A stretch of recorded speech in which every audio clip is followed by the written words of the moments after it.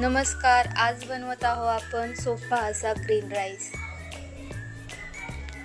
कढईमध्ये तेल टाकून घ्यायचंय। तर ह्याच्यामध्ये आपल्याला जिरं, मोहरी आणि तेजपत्ता टाकून घ्यायचा आहे। तर हे तळून झाल्यावर आता आपल्याला त्याच्यामध्ये कांदा टाकायचा आहे। कांदा पण चांगला तळून घ्यायचा आहे।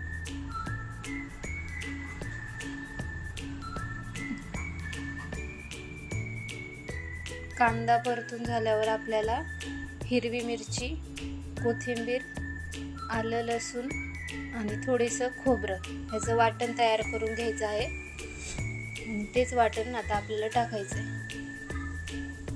आता हे पुन्हा चांगलं परतून घ्यायचं आहे आपल्याला।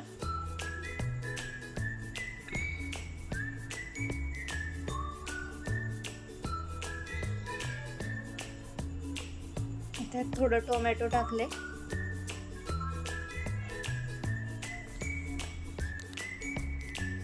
हळद, गरम मसाला आणि वाटाणा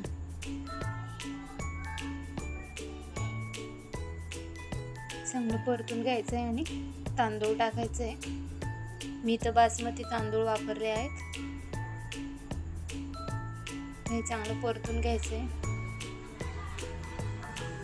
मीठ टाकले, पुन्हा परतून घ्यायचे। त्याच्यामध्ये गरम केलेलं पाणी टाकायचं आहे आपल्याला। खायला खूपच चविष्ट असा हा भात, लहान मुलांना तर खूपच आवडेल। एकदा नक्की ट्राय करून पहा। कसुरी मेथी टाकली आहे मी वरून। आता याला 5 ते 10 मिनिटं शिजवून घ्यायचं।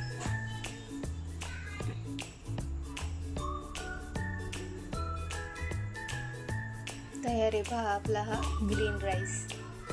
दिसायला पण सुंदर आणि खायला पण चविष्ट। एकदा नक्की ट्राय करा। व्हिडिओ आवडला असेल तर लाईक, शेअर आणि सबस्क्राईब नक्की करा।